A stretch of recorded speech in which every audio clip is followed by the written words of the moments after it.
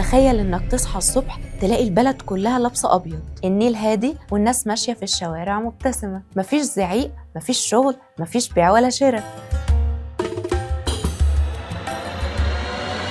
النهاردة رأس السنة عند المصريين القدماء، أكتر يوم كانوا بيخافوا منه وفي نفس الوقت كان أكتر يوم بيستنوه. عارف إن المصريين القدماء ما كانوش بيبدأوا السنة في 1 يناير؟ لا، السنة الجديدة كانت عندهم يوم ظهور نجمة الشعر اليمنية قبل شروق الشمس، وإن الحياة هتبتدي من جديد، اللحظة اللي بيعلنوا فيها إن الفيضان وصل، يعني السنة اتفتحت بوبت رمبت، وده كان اسمه عيد الأوبت. أول حاجة كانوا بيعملوها إن الكل بيستحمى من الفجر ويلبس أبيض ويشيل أي طاقة وحشة من السنة اللي فاتت. طقوس تطهير ومفيش خناقات، وكمان مفيش محاكم، وممنوع تعمل حاجة تبقى نذير شق لبداية السنة. كان يوم كله سلام، وبعدها تبدأ الاحتفالات، موسيقى ورقص وزيارات للمعابد. الناس بتقدم زهور وبخور وعطور إلهية عشان يطلبوا سنة فيها خير ومحاصيل وراحة بال. وفي الليل البيوت بتتزين بالورود، والناس بتاكل أحسن الأكلات اللي عندهم، خصوصاً الفواكه اللي بترمز للخصوب.